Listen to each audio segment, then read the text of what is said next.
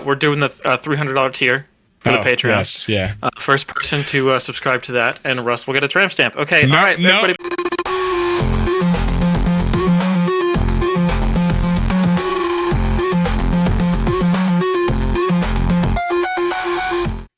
Hello, everyone, and welcome back to the Coin Drop Podcast, episode number 106, as we continue our way through the heat of summer.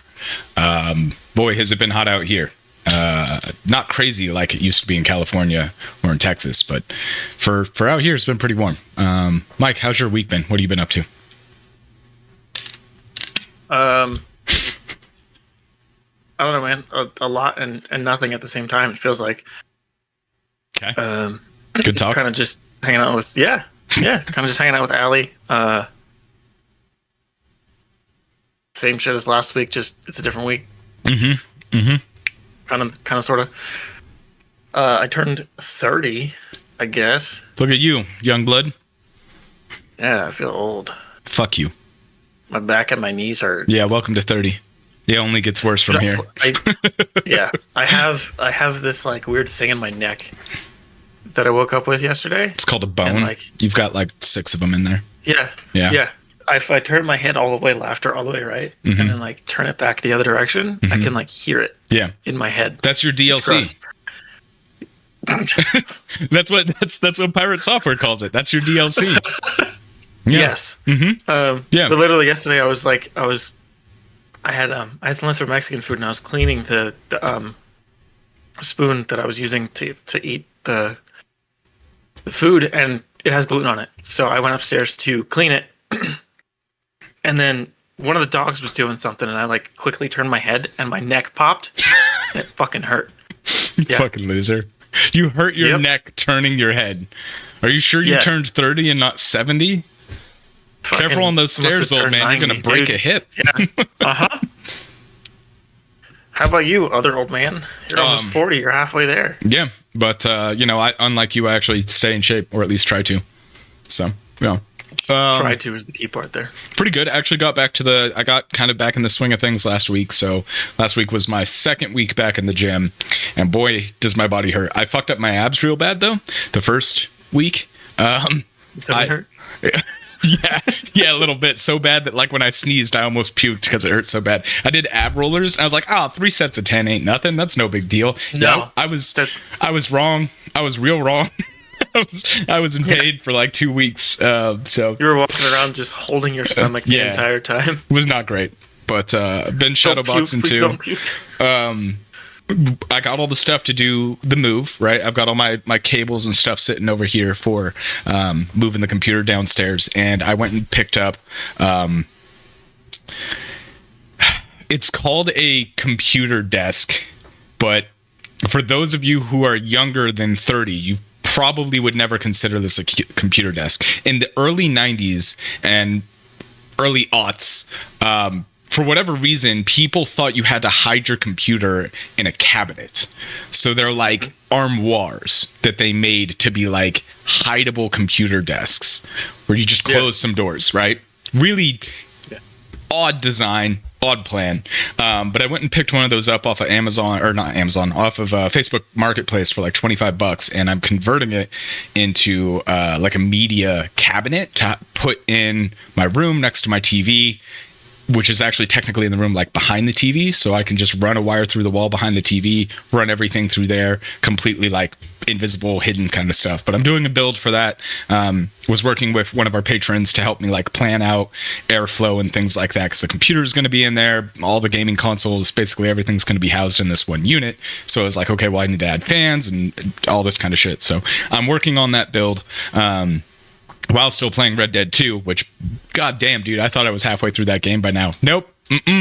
I've got like 30 hours of footage that needs to be edited, and I'm not even halfway. And you're not even 30% into the game right now. I'm 35% into that game right now. Oh, really? Yes, wow. yeah. You're like actually chugging through it. Yeah, I am basically at this point. I'm just hammering main story because that's all that gameplay is going to be. There's no commentary or anything. But I'm recording both of those. Right, I'm working on the cabinet and I'm playing the game, kind of thing. So hopefully, I'll have videos for those at some point in the future, probably by the end of the year.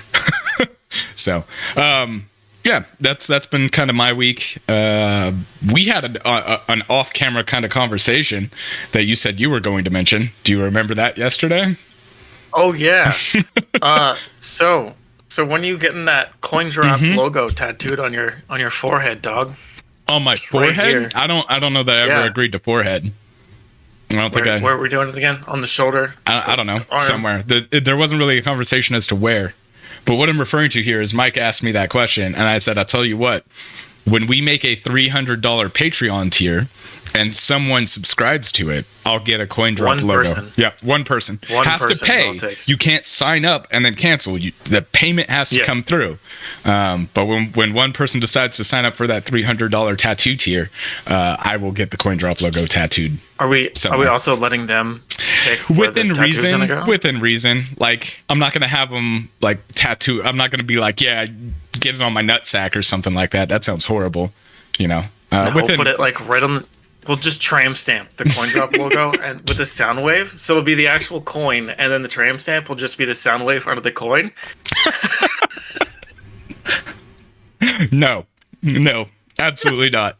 Not doing a tram stamp logo. Here's the thing. You're not the one selecting it. Here's the thing. I'm the one deciding if I'm going to a fucking tattoo shop and be like, yeah, I want this picture tattooed right above my ass crack.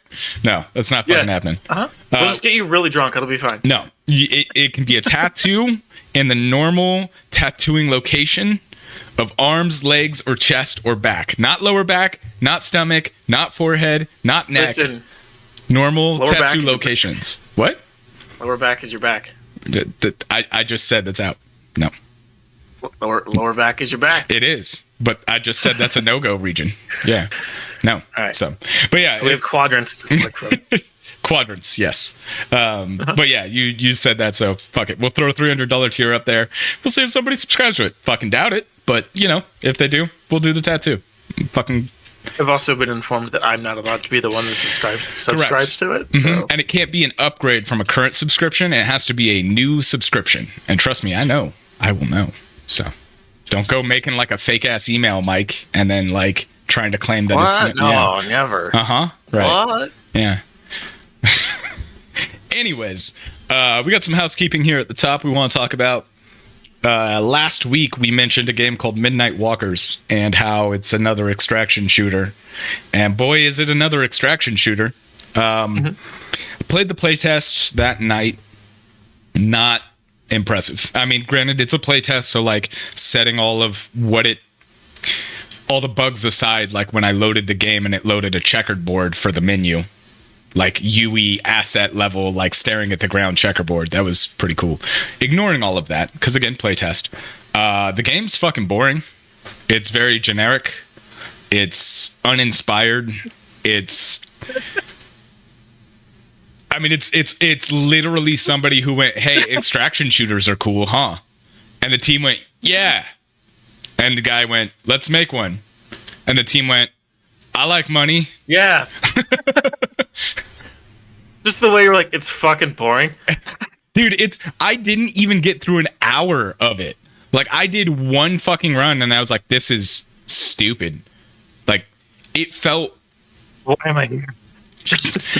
Honestly, like, what was really fucked is I was like, it felt like Legacy, Sorcery, and Steel, but first person and zombies. Like, it felt like it played exactly the same. I'm like, this is garbage. On top of that, like, the zombies take 1 billion fucking hits to die. Like, no joke. I think I swung on one zombie with a fucking sledgehammer like 6 times before it finally decided to die. Sure. And then I was looting a box and someone snuck up behind me so silently I never heard their footsteps. And I was looting a box, there was no movement around me, and then all of a sudden I'm getting hit. And I turn around and I'm like, oh, it must be a zombie. It's another player just stabbing me in the back the whole time, and I'm like, no footsteps at all? Like, I can understand, like, quiet footsteps, but every competitive game ever since Counter-Strike has footsteps. Yeah. So I was like, all right, fuck this game. You're going to put me in a first-person perspective and tell me I can't hear footsteps? And then you get shanked. Yeah. Yeah. So, it's fine. Not You don't need to enjoy the game. Just play it. Just give us money. right. Do not recommend unless you're for some reason more of a masochist than me and you really hate yourself. And then I have to question, like, dude, why? Like, Yeah. just play something better. Get help. Stop it. Oh, Jesus Christ. Yeah. Which, to be fair, I wouldn't even necessarily call it a play test. Like, it was just a straight up tech test. And I think it was their first one or second one. I think there's... So it's... Good. It's like pre-alpha. It's not even like done alpha. Like alpha into beta, I think is a step. Yeah. I think... They're on like the final steps. It's one of those things that's like... It could be something good, but they don't have a hook. They don't have what makes them better, right? So, like, with Marathon, you have the first AAA extraction shooter. The gunplay for Marathon feels good. The movement in Marathon feels good. Like, the game feels good. This game feels clunky, like Tarkov did. I don't know what Tarkov feels like these days because I haven't played it in years. But it feels clunky like Tarkov and uninspired to the point where it looks like these people literally went and played Steel and Sorcery, Legacy Steel and Sorcery, or whatever it's called, Magic, whatever the fuck that Legacy WoW PvP game is. Yep. Played that and then went like, we should make this zombies in first person and then steal the combat from Dying Light. Like, that generally feels exactly like what that game is. If you've played those... There you go. It doesn't mean the game is going to be shit. It means they have a long road ahead of them to make it something worth playing. And we're going to find out just how bad things can go later on because a recently released extraction shooter, extraction shooter, has just shut down. And it is literally only a couple months old. We'll talk about that in the quickfire, though. So, and we played it. we did. Well, I played it. You crashed 4 times, and you were like, "Fuck this." Yes, and then switched to an NVIDIA graphics card. Yep, that's pretty much what happened. That is absolutely it. Moving on, we've got a demo for She's Leaving. It's a game Mike and I talked about a couple weeks ago. Is on our Halloween Comes Early episode. I want to say it was right around the 100, meant be 90s, somewhere in there.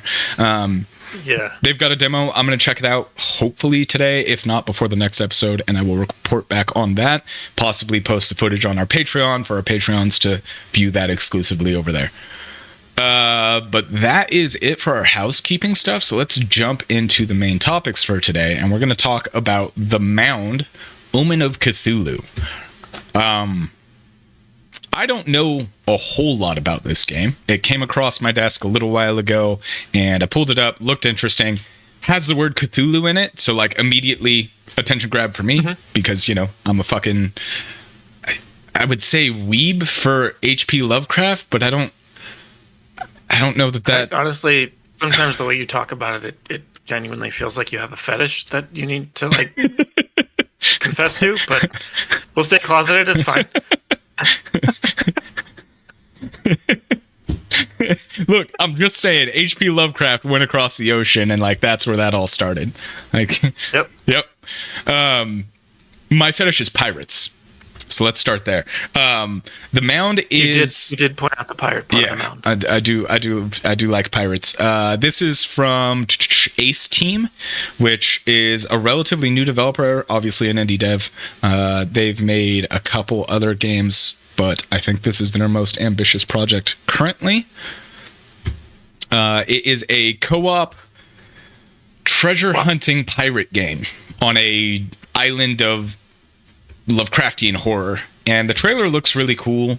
It's got pirates, which I've been all about recently. I actually just finished watching Black Sails. Mike, I know you said you started that show, right? Yeah. I started it and then moved. It's really good. I just finished it. It's a really good story. It ends kind of abruptly, which is a little disappointing, but it's good. It's good story. Is there more coming? I'm pretty sure it's over. I think it was only 4 seasons because it's a Stars show, so it's pretty old. I remember it from like years ago. So, But you play as a pirate in this. I don't think sailing is the main focus. It does say that you're exploring this cursed jungle, dangerous everywhere, creatures, monsters, Lovecraftian horror, that kind of stuff. Mike, what were your thoughts on the trailer? Because I'm curious. I have an idea of, I think, what this is doing, and I'm not super thrilled about it, and I hope I'm wrong. So I'm curious what your thoughts are. I got like, and not that this is a bad thing, but I got like Amnesia: The Dark Descent crossed with like The Forest kind of vibes from it, if that makes sense. Okay. I mean, it's interesting. Like, I want to play it. I too like a good H.P. Lovecraft story. But what really, I would say, kind of hooked me into what I assume is how the story is going to go is when he just, everything that he shot at was a hallucination. So he like actually killed people that he was doing this adventure with, whatever said adventure is. And then he came back and like a priest was yelling at him, like, why did you shoot? Why did you shoot? And then like he pointed at the body and it like got sucked into the ground. Hooked. I'm down. Let's go. Give game. Yeah, and apparently that's not just cinematic, right? Like they show that in the gameplay that follows, where like a guy's like, "Oh, I'm lost," and then he turns around and shoots one of his buddies. Disappears. Yeah. So I don't know. Here's my concern. Have you played Vermintide? Warhammer Vermintide 1 or 2? I never played it, but one of my friends played it a lot, and whenever he would stream on Discord, I would watch him play it. So are you familiar with kind of how that gameplay loop works? Where like you have a home base, you select your gear, and then you go do the mission, and then you come back to that home base? Yeah. I have a pretty big fear that that's how this game's going to play. And I am not personally a fan of that gameplay style. And the reason I think it fits specific things, like specific games. I don't like, it feels like Left 4 Dead was kind of like the start of that style of gameplay, right? Like it didn't have a home base, but you had like checkpoints, right? You ran through the level, got to a checkpoint. It was kind of the start of it. And I think Left 4 Dead, personally, in my opinion, did it the best.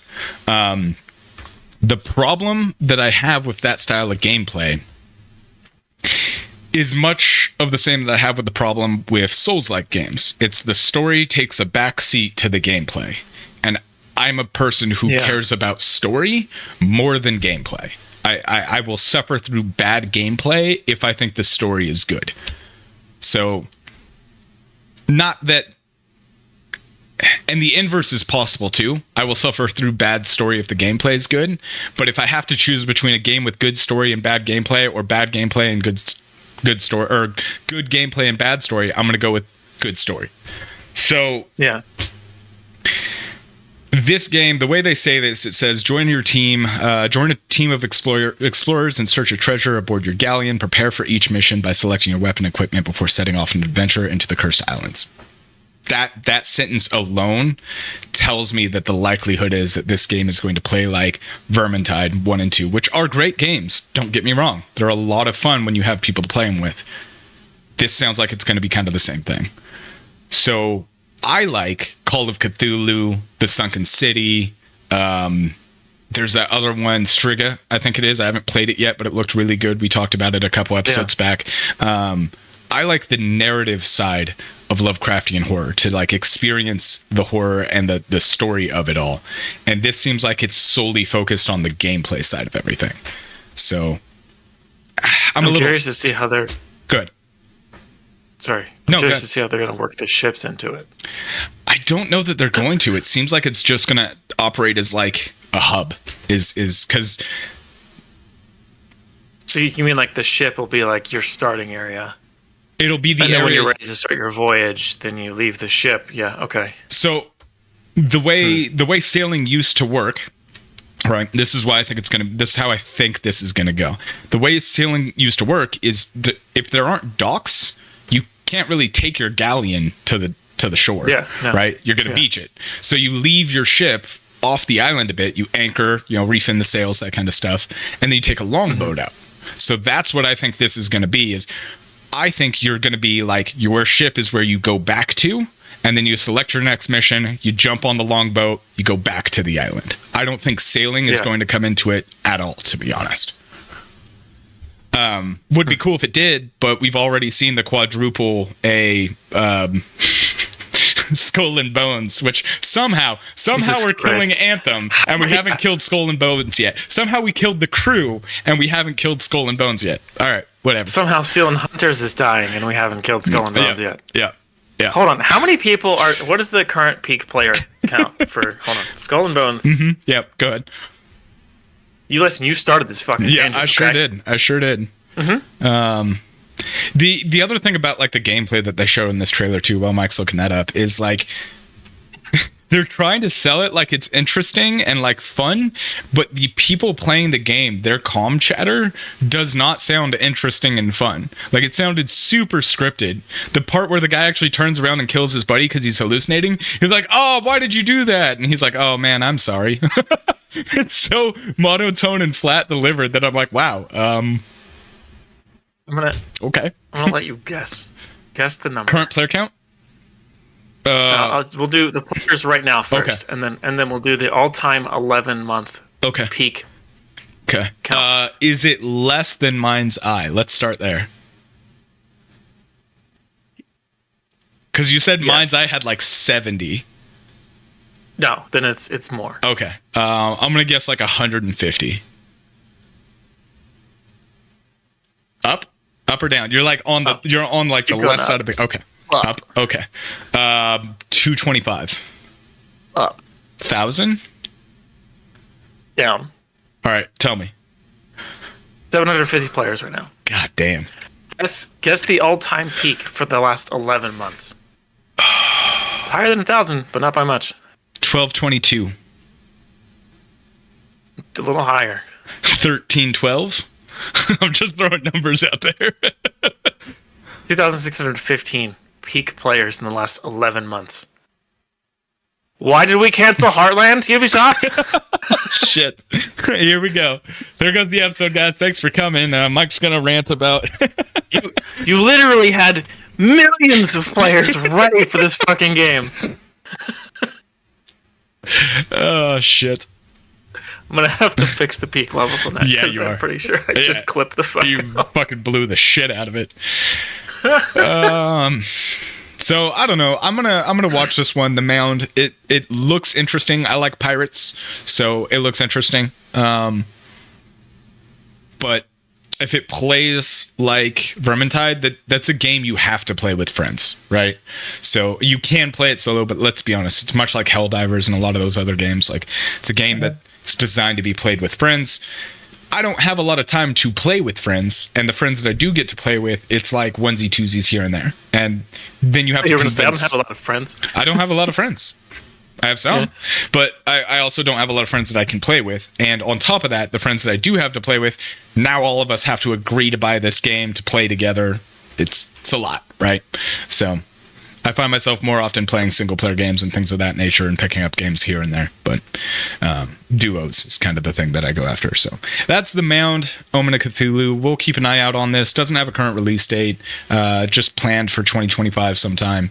Yeah. Mike, any final thoughts on that one before we move on? Yeah, man. Ace Team, good game. Oh, the Nakon's publishing them. Yeah. Interesting. So they have a lot of money. They've got some money behind them. Yeah. Potentially. Mm-hmm. Yeah. Is this going to be the first HP Lovecraft game that's funded that well?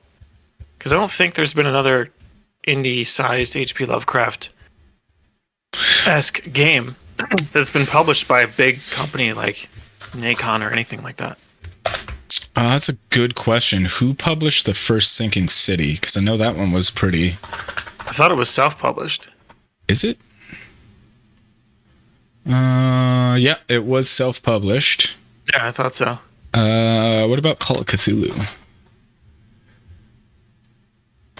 That one was Focus Entertainment. So Focus published Call of Cthulhu, which they're not as big as Nacon, I don't think, but they're pretty large. They are, but they're very much a publishing company that kind of just dabbles in a little bit of everything. Mm-hmm. Yeah. Yeah, they did, let's see, Focus did Aliens Dark Descent, just to name a couple here, Atomic Heart, Plague Tale Requiem, SnowRunners, Vampire. yeah, Vampire, The Surge, Insurgency, Farming Simulator. Yeah, they're kind of all over the place. Technomancer, Black Sails. Apparently there's a game called Black Sails, not to be confused with the show Black Sails. Yeah. So... I didn't expect Nikon to pick up an indie game because the last 4, I'll say that they've done that are highly or were highly looked for or excited for is RoboCop and Test Drive Unlimited Solar Crown, which that is arguably not a good game. And then Hell Is Us, they're also publishing. Okay, all right.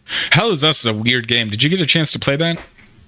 I have. I didn't finish the demo. I got to the part where you get into the first area, and then that like cinematic where the random chick saves you, and then dies she ends up immediately. dying, so you steal her equipment. Yeah, that's a weird fucking game, dude. For those of you who haven't played it or seen it, let me just describe how this game goes, because a lot of people seem to be really interested in it because it doesn't have a map. It does. And it doesn't have a compass. It does. And it doesn't have quest markers. It doesn't. So you actually have to explore the world and things like that. But it is a futuristic game where the beginning of the game takes place in a 13th century German tomb. Yep. So you are running around with sci-fi tech gear around like old gibbet cages and knight armor and decaying like skeleton bones and shit, which, let's be real, 13th century, this game takes place like 1,000 years later. What the fuck? There wouldn't be skeleton bones left at that point, guys. The only reason we have dinosaur bones is because they're rocks now. Like, bones will go away unless they fossilize. So, whatever. Anyways, it's a wild experience, that game, and I don't know how to feel about it. It seems like it could be interesting, but at the same time, it feels kind of like a fever dream. It's a weird one. Yeah, I'm excited for it to come out. I'm not. I'm not going to pay full price for it, but I don't think I'm ever going to play it. It's so far like... Dude, there's like 4 different factions going on in the game. 2 of them hate each other, but the third one's trying to... It's such a weird, convoluted mess from what they showed that, like, I do not understand the story they're trying to tell. I hope they clean it up, because what was played was, like, disjointed and insane to me. So, I don't know. It's a weird game.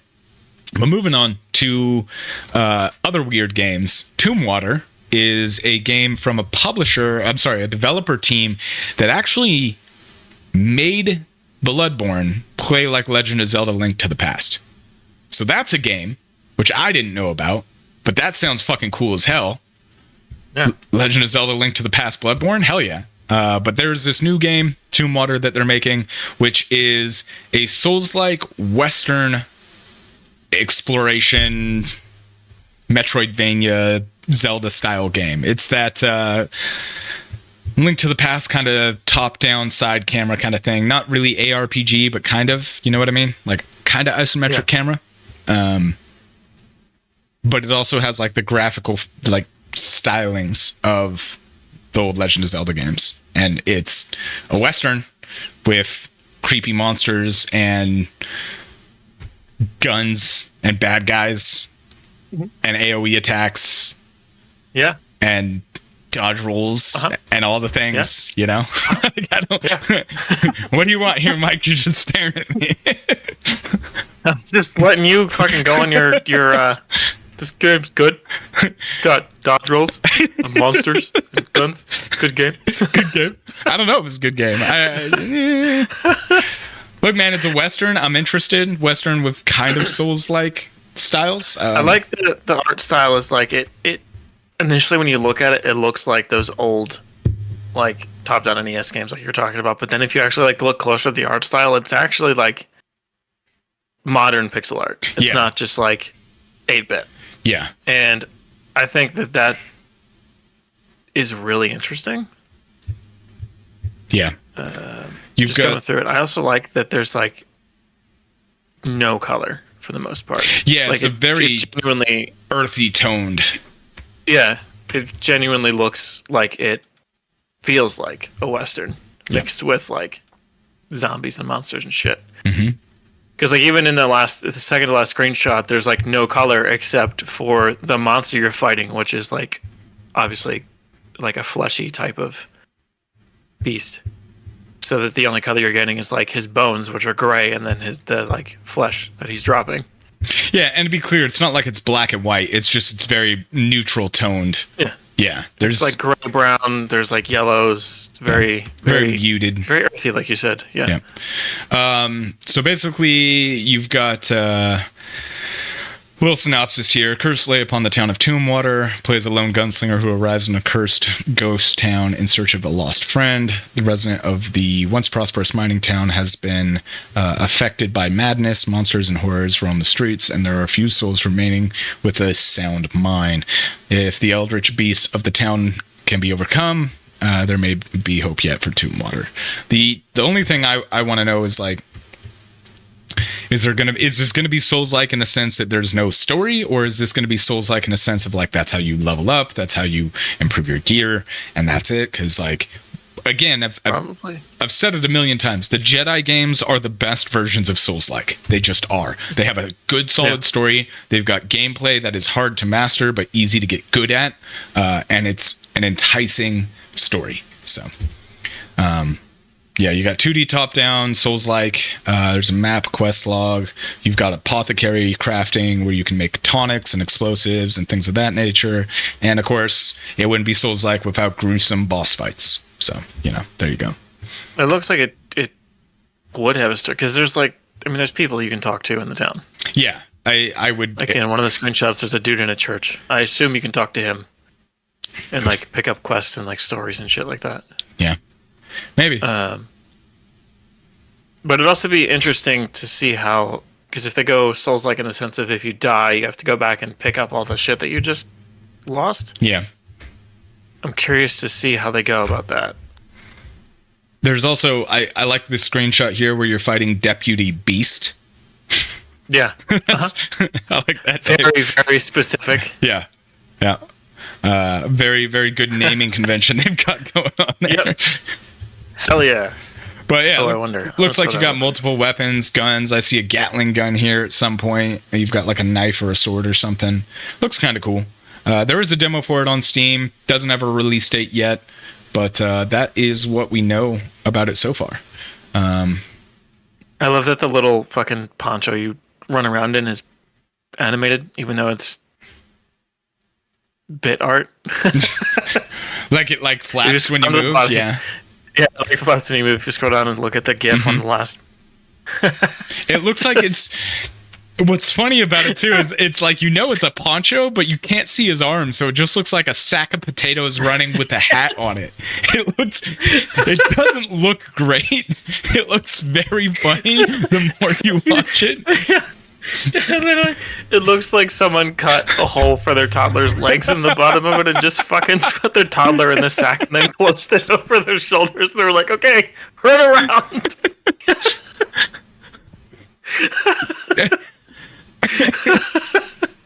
Yeah, it's an interesting design choice. I don't know how they didn't see that and laughed, but maybe they did, and we're just like, fuck it, this is where we're at. Because honestly, like the only time it looks good is when you have your gun out or when you're doing an animation. At any other point, if you watch even like the side images of it, it just looks like a brown sack. Yeah. So just a sack of potatoes and some legs with a hat. It's interesting. Yeah. Oh, I might check it out, but yeah. There's a million games. There's also, a million games. It says that there's 20 plus boss battles too. Mm-hmm. Yeah. Interesting. Yeah.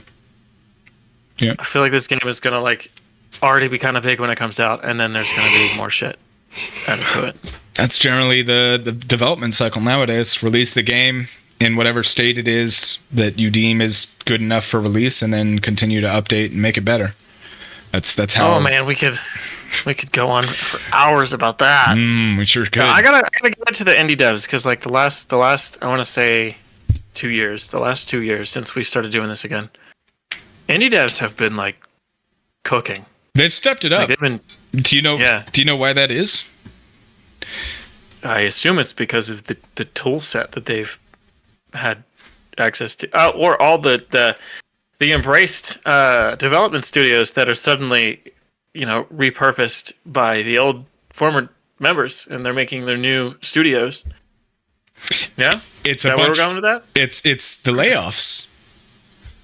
Yeah, These aren't quote unquote indies anymore. Indies used to be people who didn't have experience making video games. These are veterans. Just a couple people in their garage making independent studios and making games. that are making. Yeah. These are talented individuals who companies have said, we don't need you anymore. And now they're making studios and making their own games, which good for them. Great. Yeah. Love it. Love to see it. But yeah, like it's you don't really see like Braid, right? Like that was a really inspired, really great indie game from somebody who had no ability making games or no knowledge of making games before. The guy who made Balatro, right? Like you still see it occasionally, but the majority of indies now are coming from industry veterans that got laid off because the industry is a fucking shithole. Yep. But let's move on to another big studio that is not hopefully laying people off. We'll see. That's the fucking best I got. Ghost of Yotei had a state of play a couple days ago, and Sucker Punch gave us what? That's an awful segue. Yep. Get over it. Look, man, you know what? Tell you what. Next week you're leading the episode, and you have to do the segues. Dude, I'm gonna fuck up the whole episode. Exactly. Fucking laugh at me, asshole. Now I'll put you in the spotlight. You get the hot seat, so you better be doing the research and shit for next week, motherfucker. But you got it, right? You got it? I'm sorry, you got it? Nope. Nope. It's on you next week. It is. It's Russ's week off next week. It's your turn. Fuck. Ghost of Yotei gave us some gameplay, gave us some more information about the game, what they're doing, what's changed, what's the same, what's better, what's different.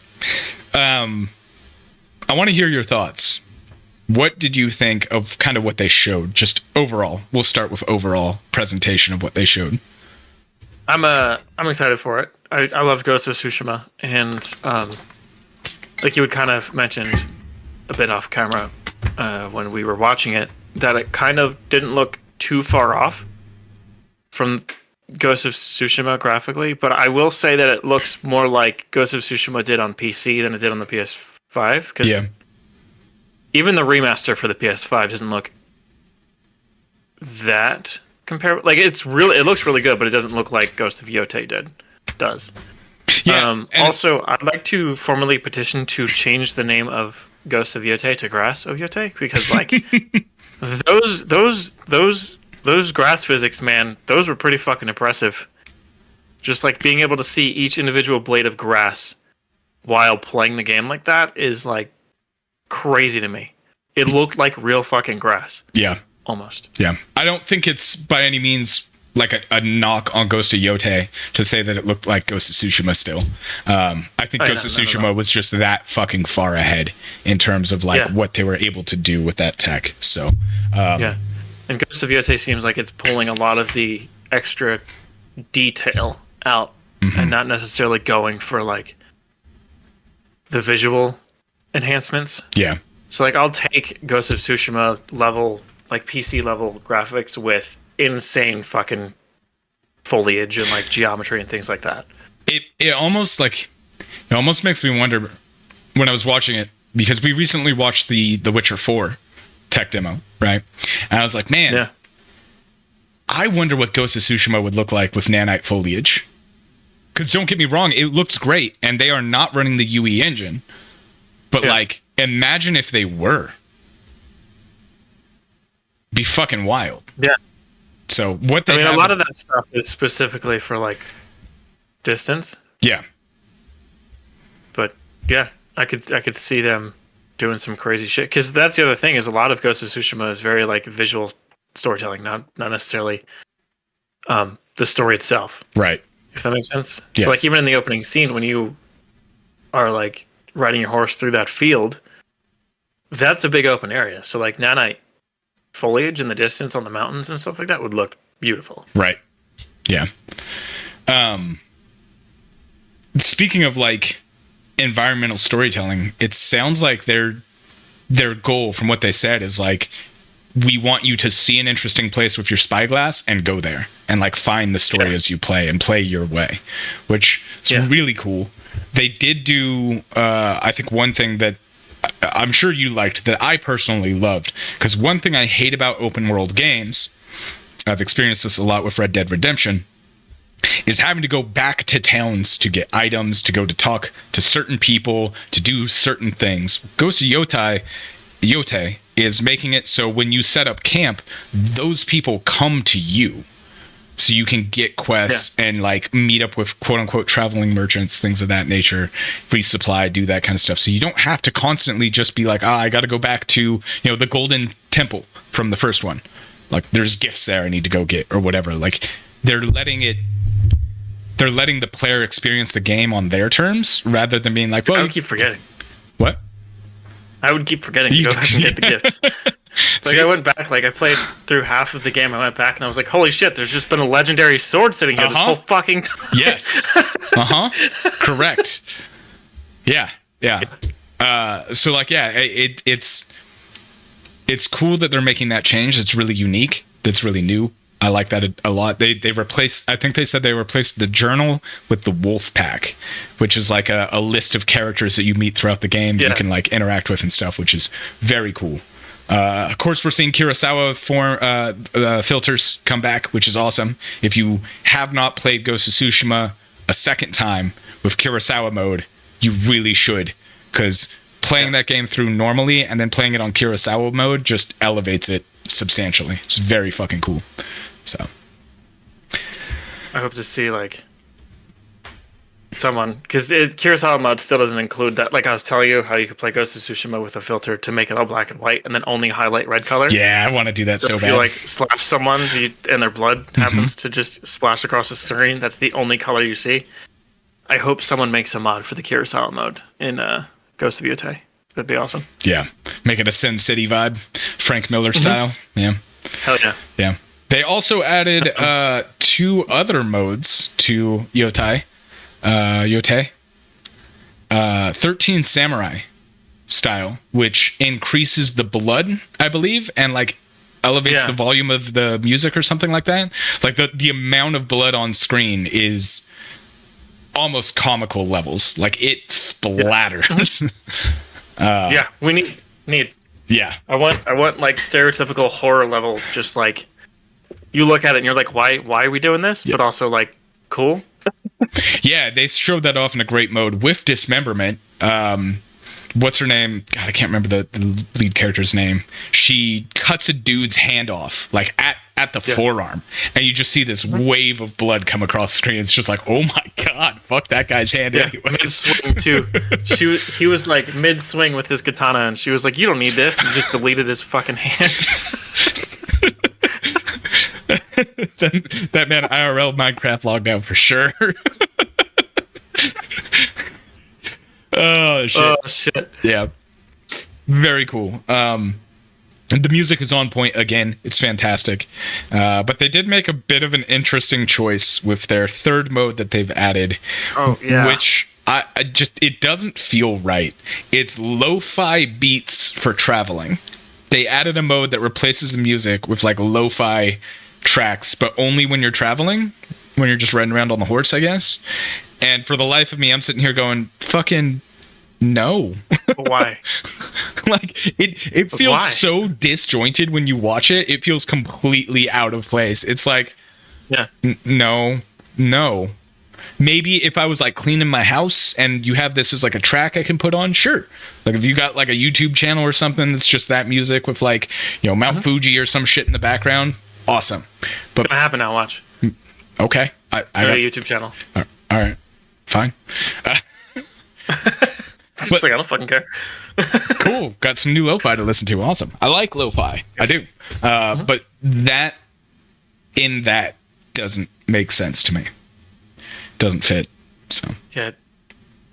And I think I've mentioned, like, if it's like, if you're in your camp, right? And like nothing's going on, and like that starts playing, like it's timed, and it just starts playing lo-fi beats, because you're literally just, if you're sitting in your camp that long, you're obviously got up and went away to do something. right.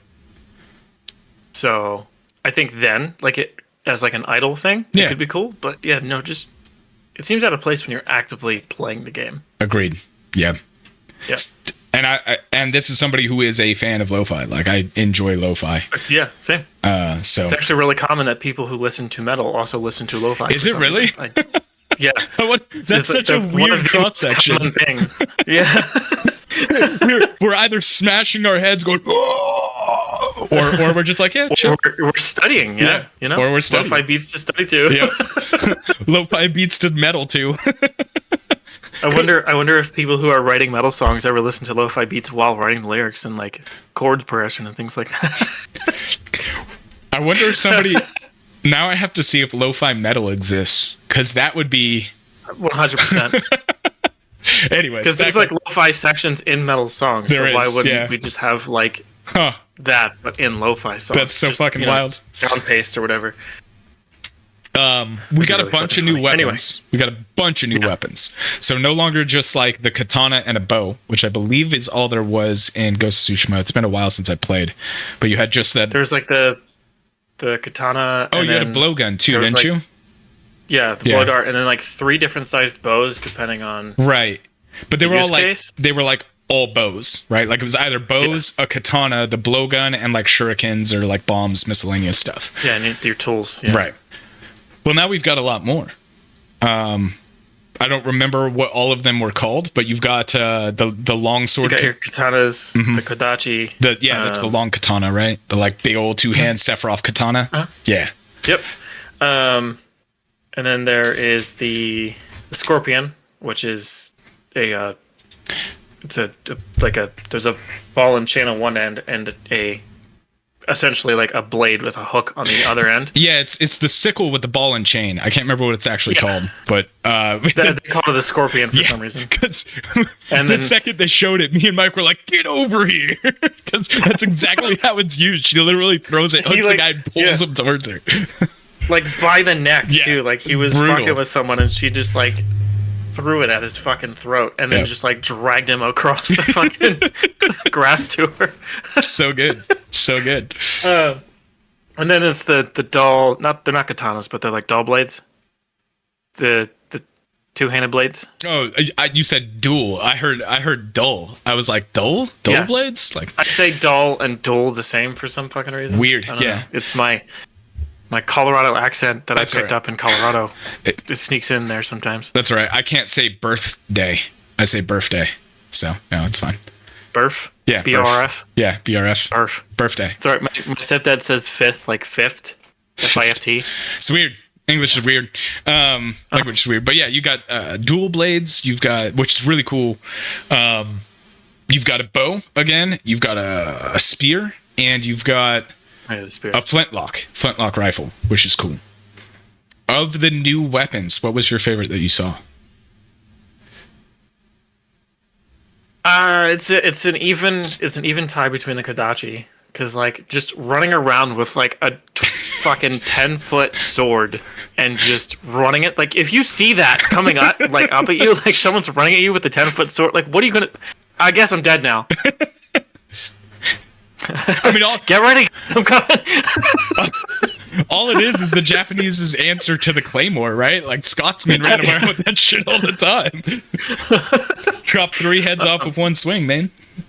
Yeah, just like 2 hands, just spin in place and never stop. It's fine. That's just World War II. And also the the flintlock pistol or the flintlock rifle is. I'm gonna end up using those two. I think the most. Honestly, I want to say it's the Kodachi because like I can live out my Sephiroth dreams. I also love that she sheaths it on her back in the most incredibly unrealistic way possible. Yeah. Like, she pulls the sheath down too. It's fine. It doesn't. She sure it's not does, and there's still 3 feet of blade that just teleport into the scabbard. Yep, like a magnet. I mean, hey, let's give it the benefit. Super realistic. Maybe that side of the scabbard is like cut open so you can slide it in and out. Who knows? Sure. But I want to say it's that. But honestly, I think I'm going to have way more fun just grappling people with the fucking scorpion and just yelling, "Get over here," the whole time I'm playing the game. I can see it now. I'm going to be down here, and I'm just going to get over here from across the... Oh, shit. I want to see if they come up with combos to like use the hook to get people to come to you from like across the way and then immediately switch to your Kodachi and just like chop them in half. Yeah, something. Curious. Dismemberment feels like it should be further along than it is in video games. Like I want dismemberment the way it works in reality, to the point where like I think it'd be really fucking cool to like use that hook, pull somebody towards you, pull out your Kodachi, and just get them right on the freaking collarbone between the neck and the shoulder, and just chop them in half. Like just slice them in two. Like that's the dismemberment level I want to see in video games. Just over the top, like, insane, Killing Floor 2 level of just like dismemberment. I want Doom levels of dismemberment in games. Like, dude, it's like I was saying that like when I played Mordhau. And I went through the tutorial, and then I joined the match, and I literally took a battle axe, and I like cut a dude's head off, but like at the face level, not the neck level, and I stopped. And I was like, oh my god. And then I died because I stopped. Yeah. I found out that Red Dead Redemption has kind of dismemberment. You can blow people's heads up. And now all I do in that game is if I am anywhere within range, and even if I'm not, I'm usually using the pump action shotgun, and I am charging in to blow heads off at this point. Like that is way too much fun. If you're going up against someone in Red Dead Redemption 2 that has a shotgun, like an NPC, shoot them in the foot. They drop the shotgun, and like every now and again they'll drop it in just the right way that it lands on the buttstock and goes off at their face. Awesome. That is amazing. That is awesome. Holy shit. It gets me every time I see it. I still can't get over the time we ran the benchmark and Arthur came out of the fucking store that he robbed and shot the dude straight in the dick. Just right in the dick. Shot him just out the door. Look at shit too. Like just pop and then like done. And he just fucking keeled over. That shit was so fucking crazy. And it's different every single time too. The first time he shot him in the head. Yep. And that was like, okay, Arthur, like Jesus Christ. And then the second time we ran the benchmark and he shot him in the shot him in the head again, but it was different.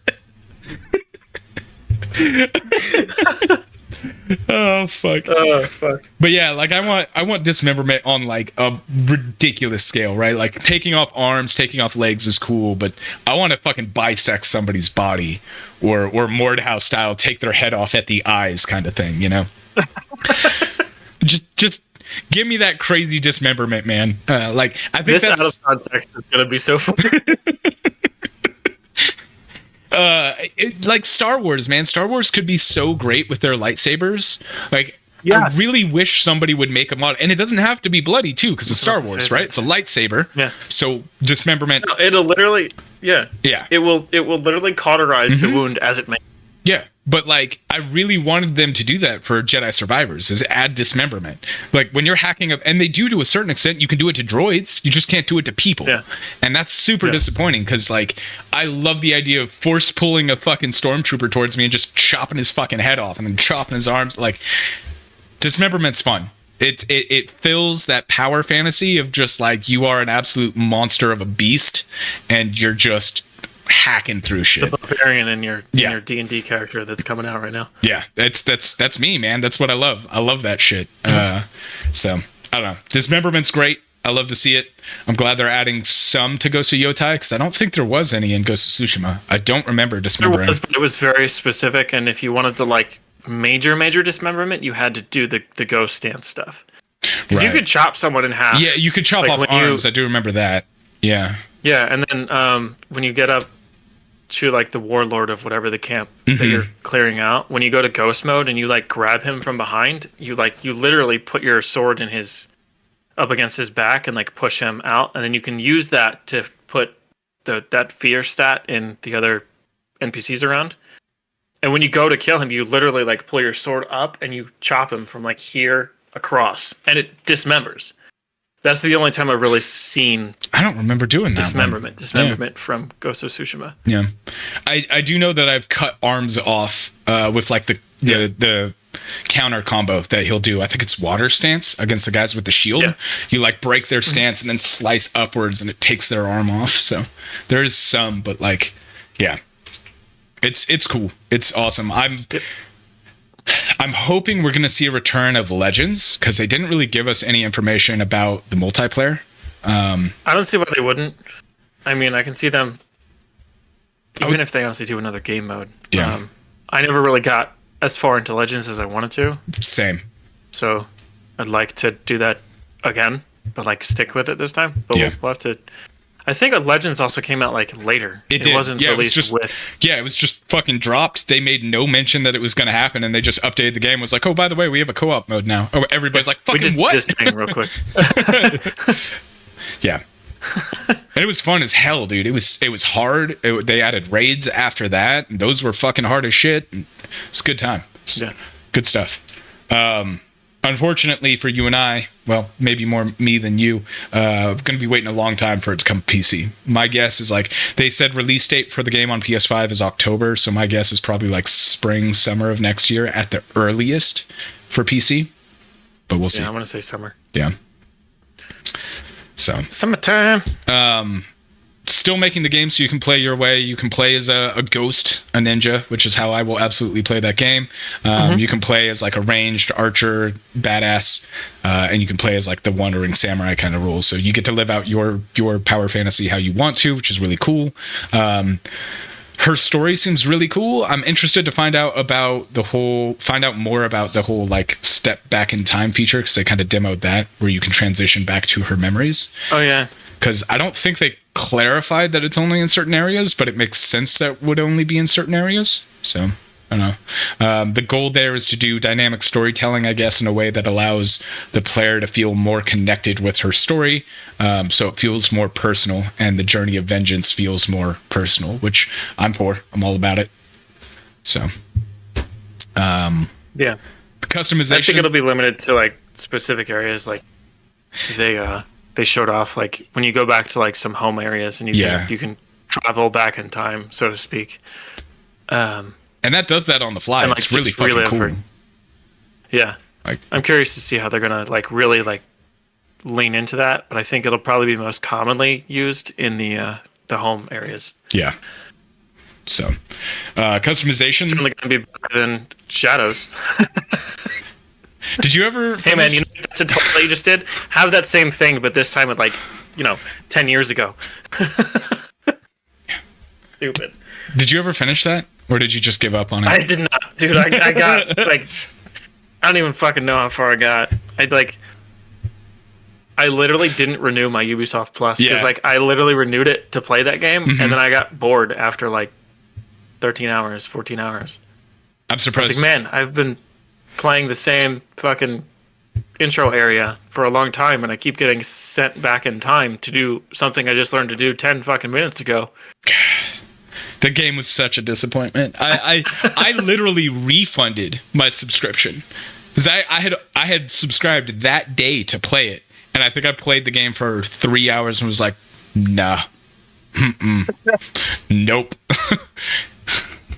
I did like how like they introduced Yasuke, like just running around those fields and just tearing people the fuck apart. Like that was crazy. Honestly, I would say the dismemberment from that was more impressive than some of the stuff in Ghost of Tsushima. It did have really good dismemberment. I do remember that for the brief time that I played it. I think it was a fucking tank. What would have saved that game, honestly, what would have made that game probably really good would have been co-op. If they would have made a co-op for that, I think that game would have been really fucking solid. Yeah. Missed opportunities. But the customization in Ghost of Yotei looks really solid. They've expanded it a bit, showed off some of her gear, and man, the ninja gear, the ghost gear, looks really fucking cool. Like, there's one where she's got like a demon mask and shit, and I'm like, yo, let's fucking go. So literally on the couch, you're like, yo, yo. You got mad hype just sitting on the couch. Each time it got a little bit higher. I was like, oh, that's tight. Oh, that's tight. Oh.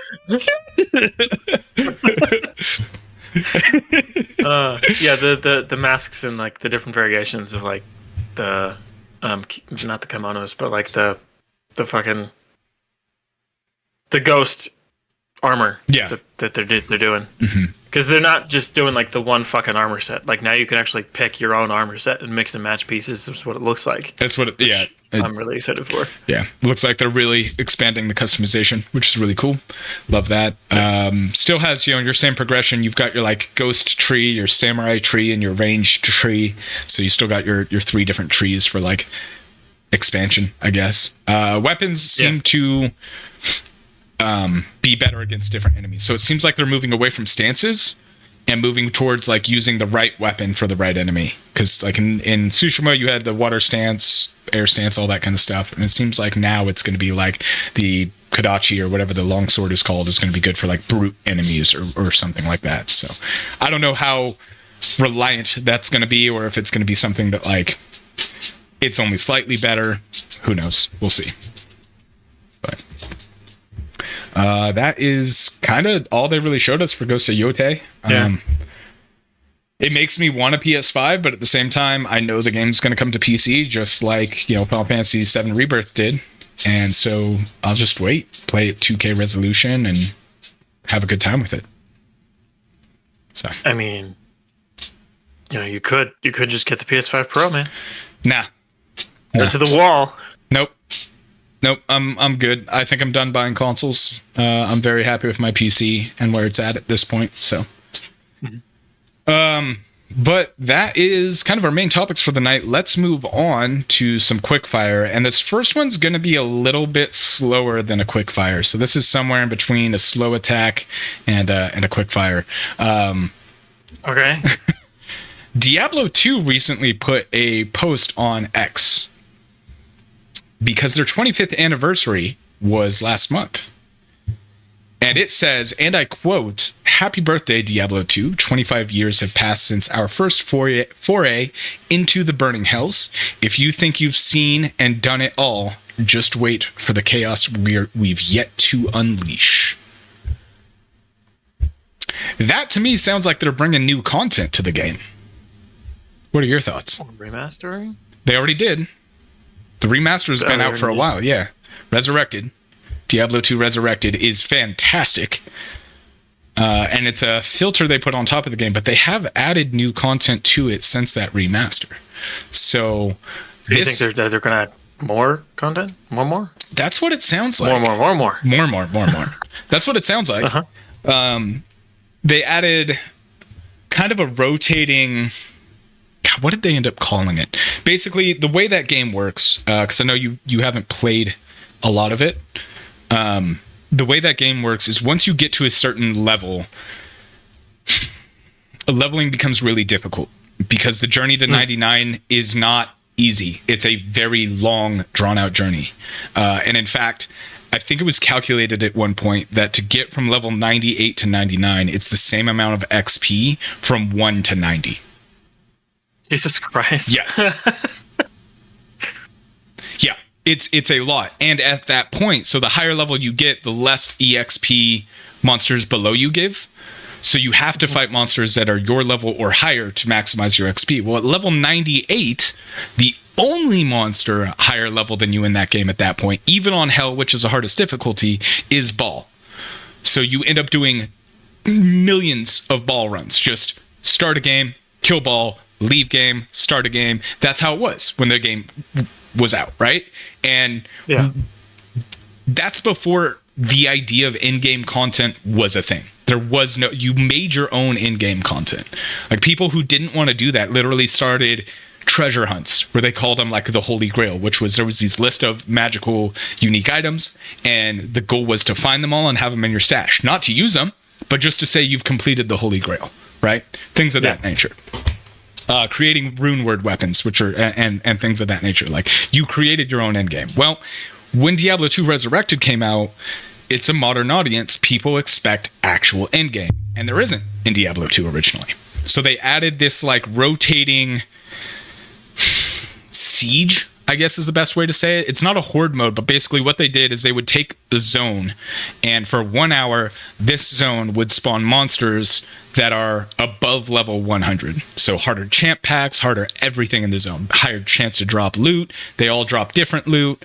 Just end game, basically, for leveling after you get past 90 or 80 something. Anyways, and the idea there was to give you more opportunity to farm gear, because that game, only certain monsters are going to drop certain things. Like a Shaco, right, is a very good, it's also called a Harlequin's Crest, is a really good item that only really your best options to drop from were Mephisto.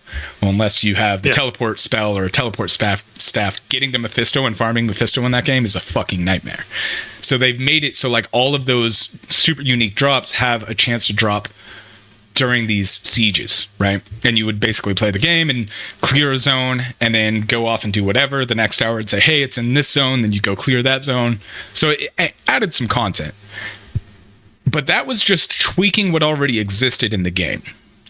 Like they modified some stuff, it wasn't new content so much as it was like, okay, how do we make content from what's already here? If that makes sense.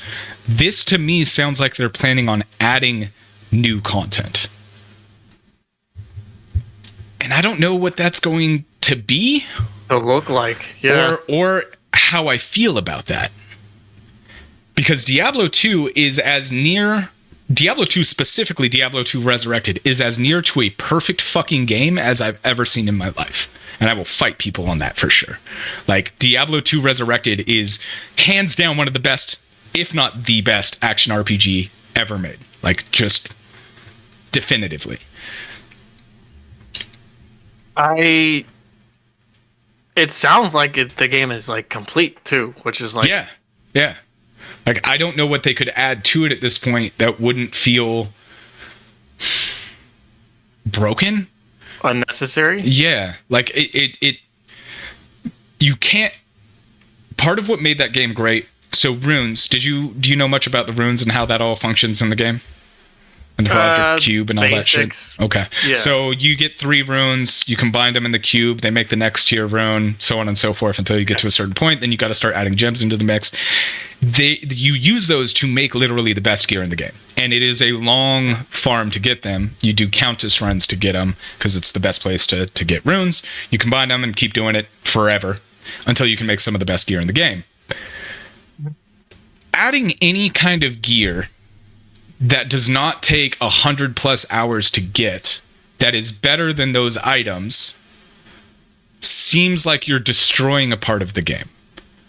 Yeah. Now, if you add gear that is not as good as those items,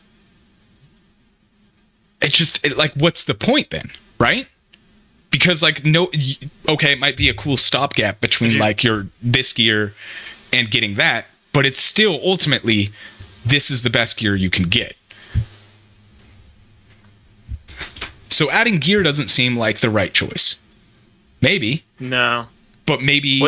I mean, could you see them adding, like, I don't know, writing a whole nother, like, sub-story to run through? So, that's the thing, is the way Diablo 2 wraps up and leads into 3 is that all the primevals have been banished from Sanctuary. The soulstones were destroyed, which bound them to the mortal realm, and they were returned back to hell, back to the burning hells. Also, Diablo 2 ends in the best cliffhanger possible, which is the destruction of the world stone. And we see that pick up with Diablo 3 and like what that all looks like. And how the world has fallen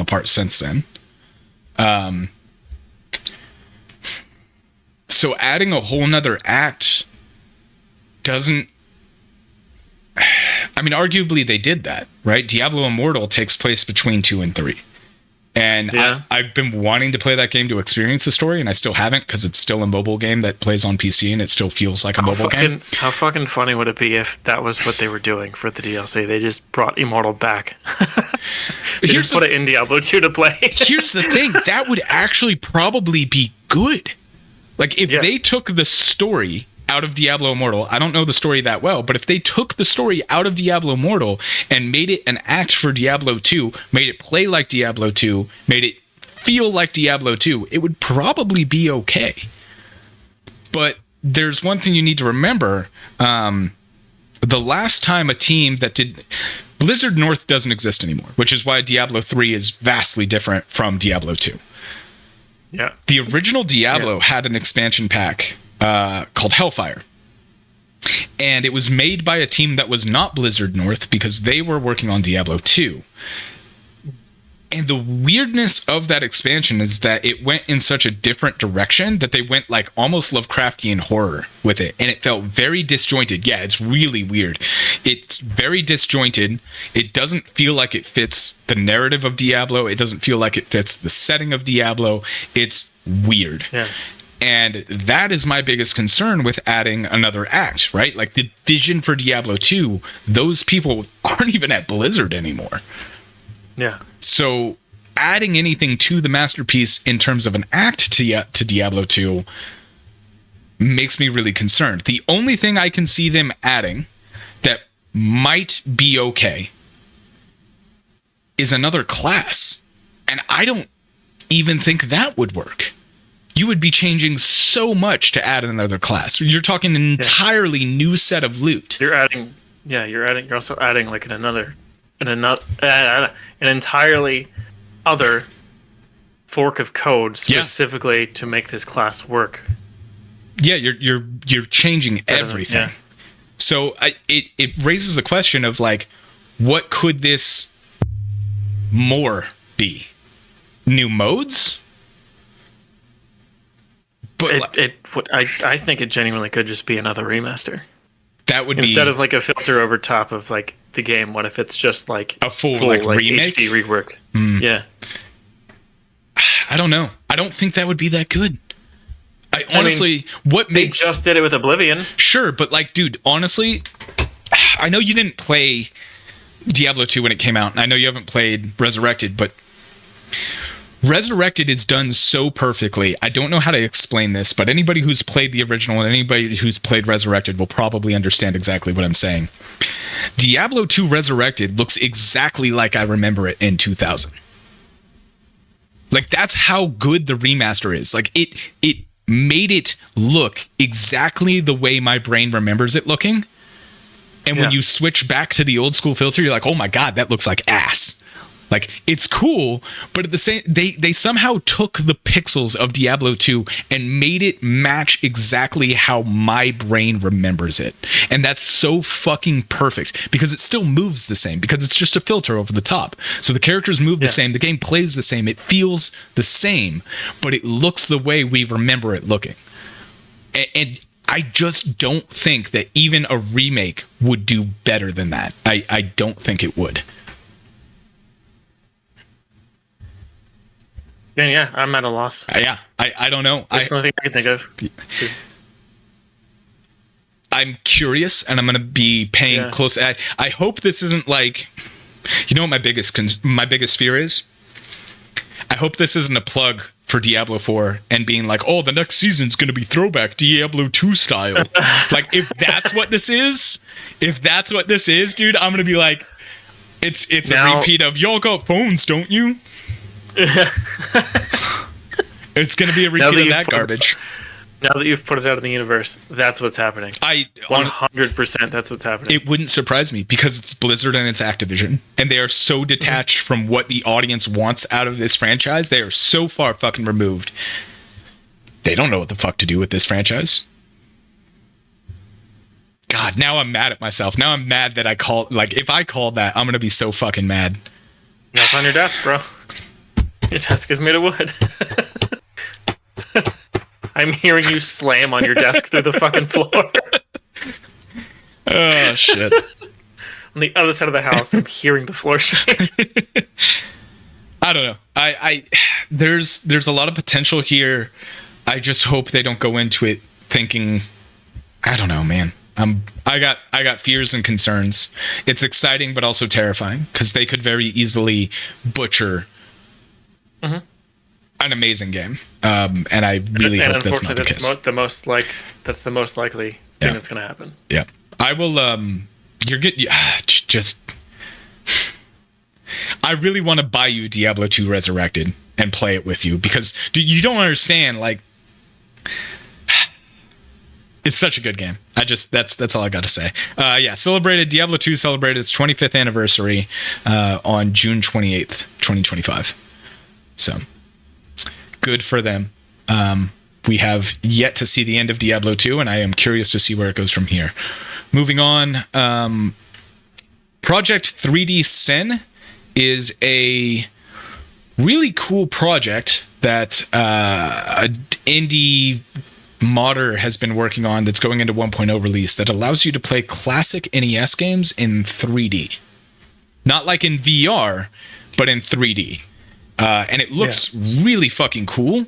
It literally, like, they show off a couple of games. Punch Out, they show that, and like they show Galaga, they show, I think, Ninja Gaiden, things of that nature.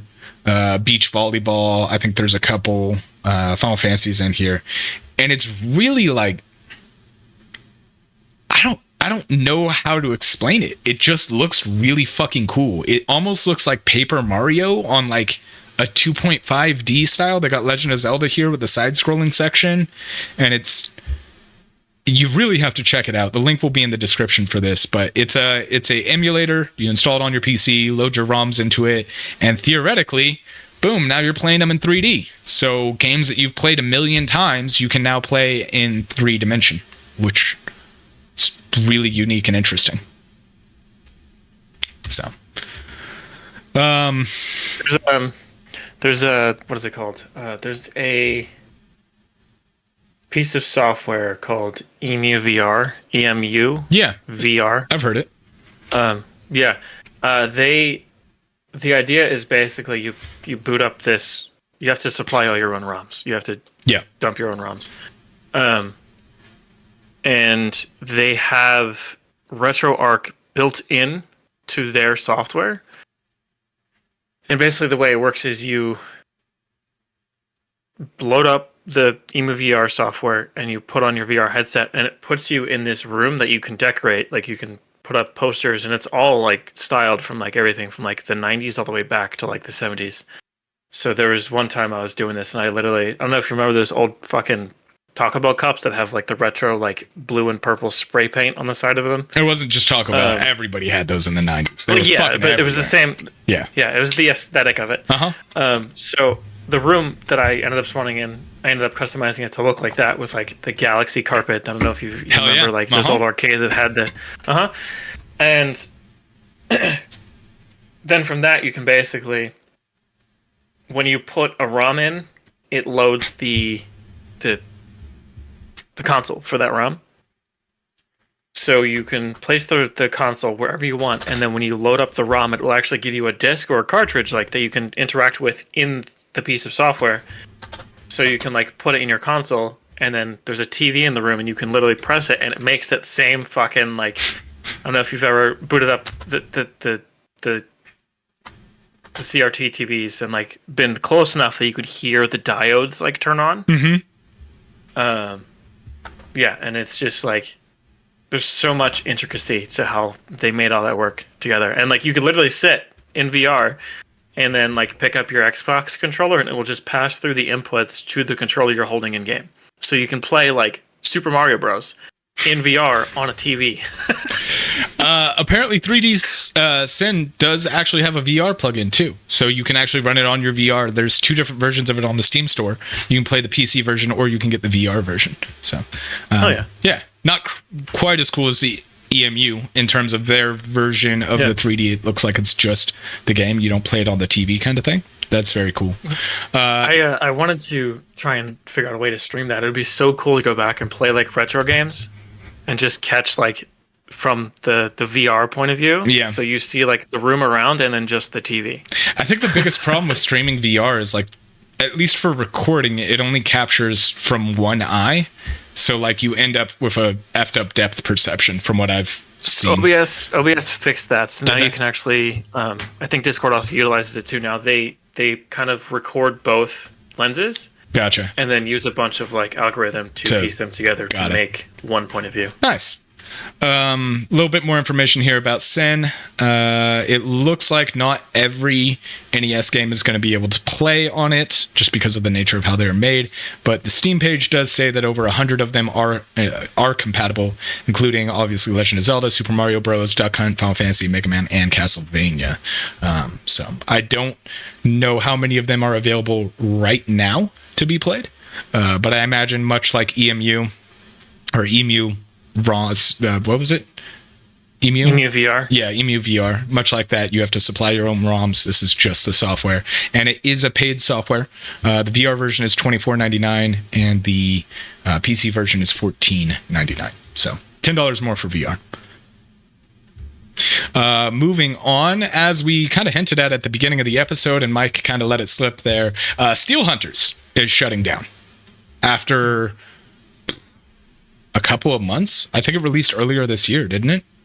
Yeah, not even like a full 3 months. Yeah. Let's see exactly when it released. Let me pull them up.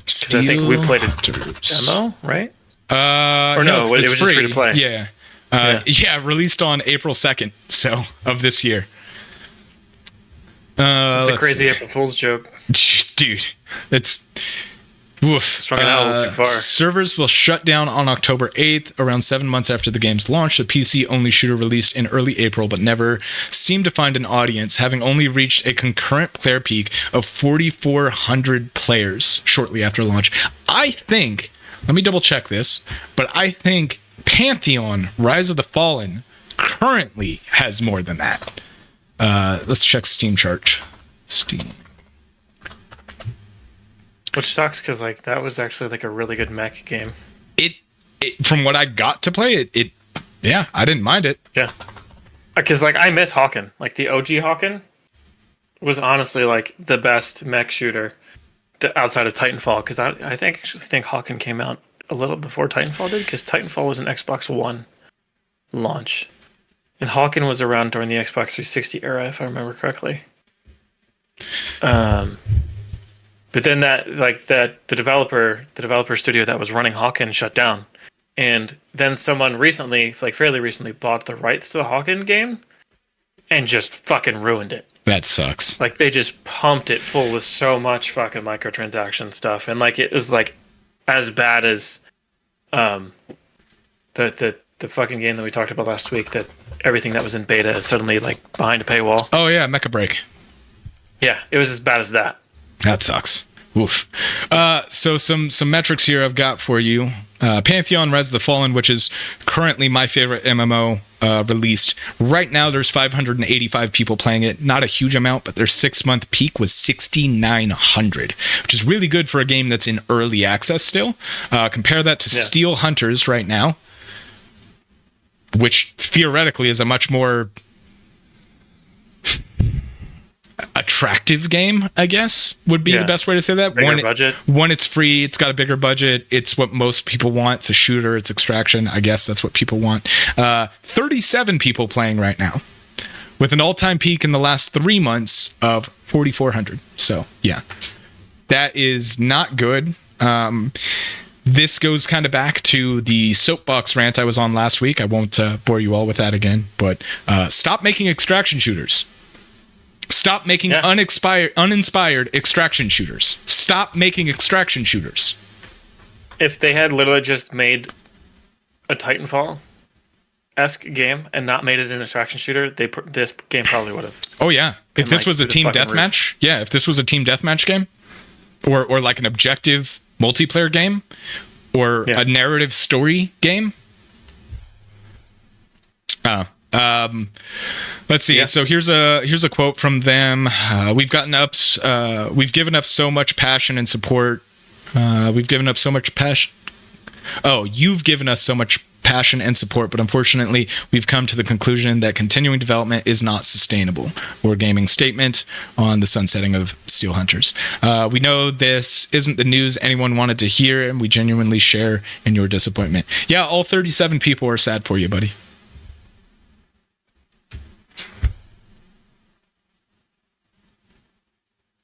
I just look, man. A cool idea doesn't make a good game. Execution makes a good game. Do you guys do market research? Does anybody in this industry do market research?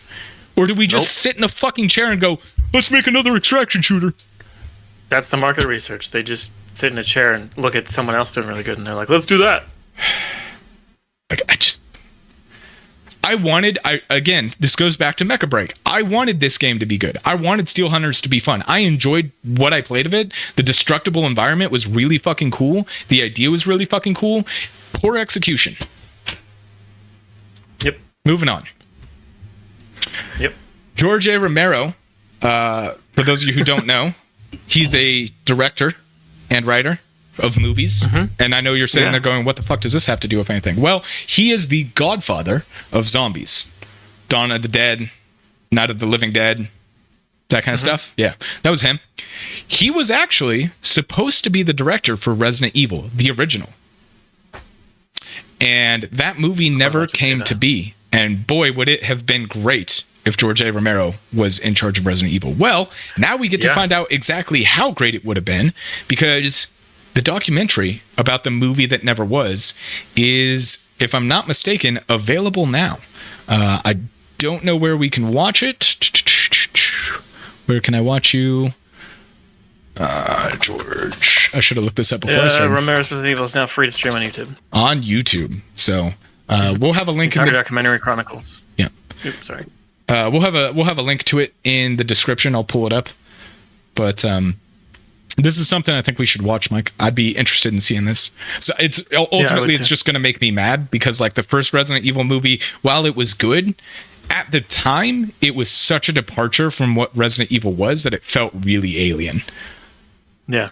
And it makes me wonder what that movie would have looked like if somebody like George A. Romero was in charge of it. Because if you remember, when did the first Resident Evil come out? I think it even says in the fucking 2002. Yeah. So that would have been Resident Evil 3, I think. Would have been out at that time. Resident Evil 3 came out in, oh, come on, original, not the remake. Okay, 3 came out in 99. 4 came out in 2005. So we would have been right after 3 is when the first movie came out. So at that time, all of what we knew of Resident Evil was still taking place in Raccoon City. And it was dark, it was gritty, it was terrifying. And then we had someone come in and make a movie about that franchise that moved away from Raccoon City to focus on the Hive and the Red Queen and the stuff going on at Umbrella, which on paper sounds like a really good idea. But at the time, people wanted to see Chris and Jill and Rebecca and Albert Wesker and the mansion and all of that, and Raccoon City. Like, that's what we expected to see. So the movie, while looking through the lens of time now, is actually very fun, and the opening scene of like the laser grid is still visually impressive. It makes me wonder what it would have looked like if someone like George A. Romero would have actually been in charge of that project.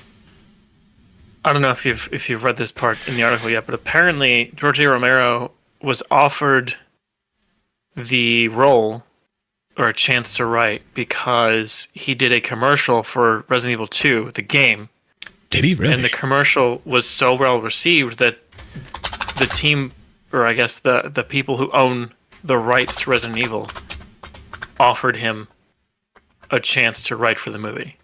I'm going to pull up his commercial right now. It's only a 32-second trailer or a commercial. I'm going to watch it right now. live on the recorded podcast. I'm gonna watch this. I feel like I've seen this before, but I'm watching it. And it looks like it opens with Leon. Yep, that's definitely. I remember this. Yeah. Holy shit, I do remember this. Yeah. Oh my god, this takes me back. It's literally Leon running through the police precinct, and he grabs some bullets, and then Claire Redfield comes through the door. They point guns at each other. He throws her a shotgun. Bunch of zombies. Yeah. Yeah, that's a very, very quick 30-second trailer, but oh man. Yeah, apparently the reason for the separation was creative differences. Yeah, probably.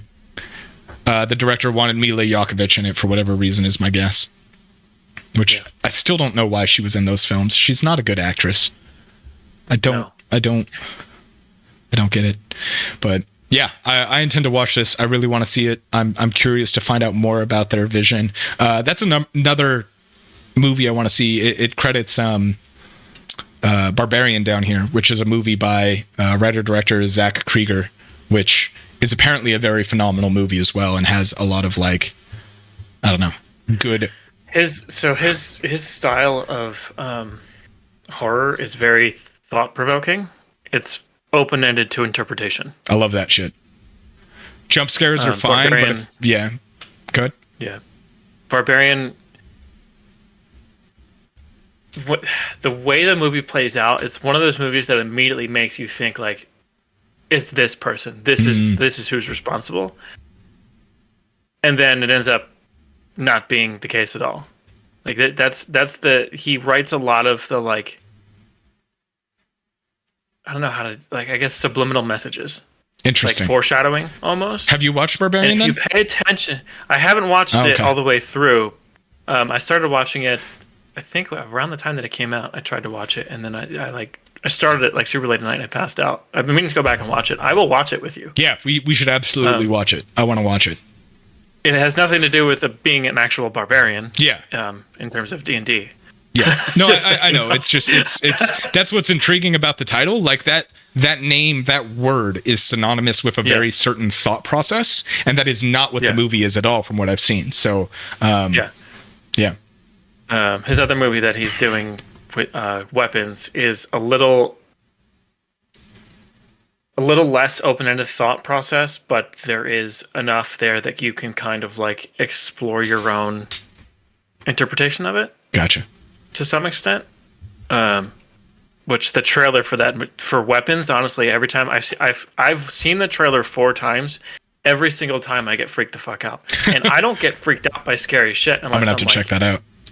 Super like honed in and like a jump scare happens and I'm not ready for it.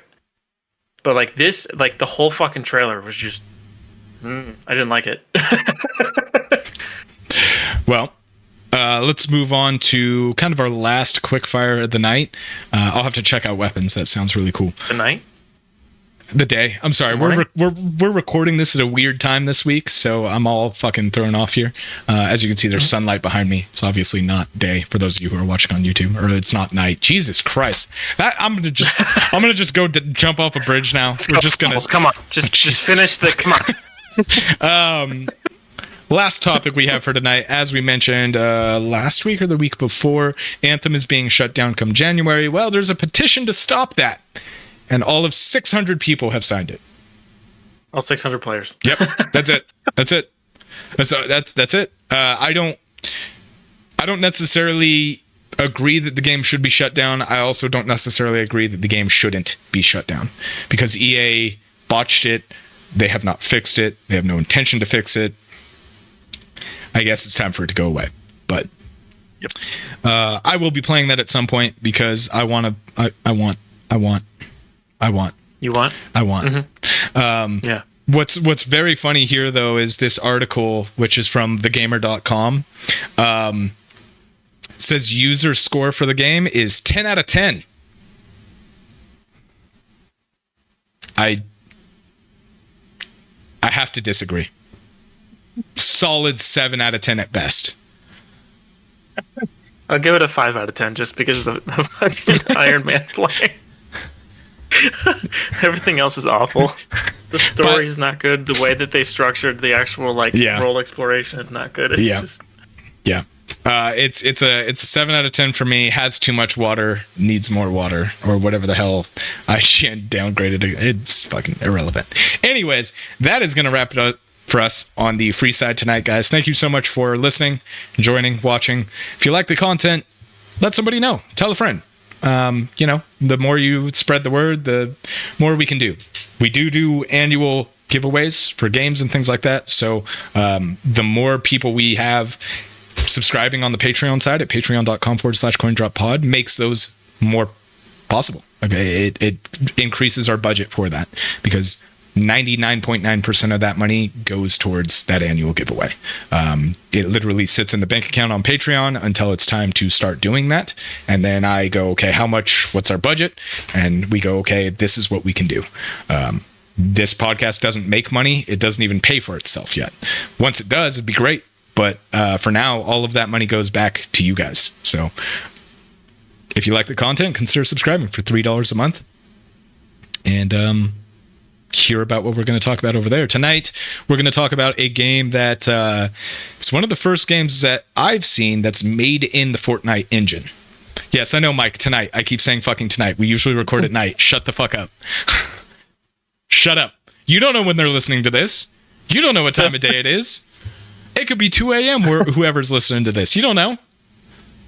Fuck's sake. Anyways, we're going to talk about a game that is the first game that I've seen that's built in the Fortnite engine, which is like a fork of UE5, specifically to look like Fortnite, I guess. We'll talk about it more over there. But it is a Western-style horror game. Interesting. As well as a rather large development in the Stop Killing Games initiative. Like something really big has happened with that, and it could change a lot of things moving forward. So we're going to talk about that as well as the upcoming games for the week that look good to us. And if you want to hear that, well, you're going to have to give us some money. Mike, any final thoughts before we take off for the night? Yeah. Fuck Ubisoft. Yeah, as usual. And yeah. I told you I'm going to end every single episode like that. Even if we end up getting an interview with Ubisoft and I'm sitting in their boardroom, I'm going to say fuck Ubisoft. And in the wise words of Marky Mark, tell your mom I said hi. And then also, we're doing the $300 tier for the Patreon. Yes, yeah. First person to subscribe to that, and Russ will get a tramp stamp. Okay, all right, everybody, bye.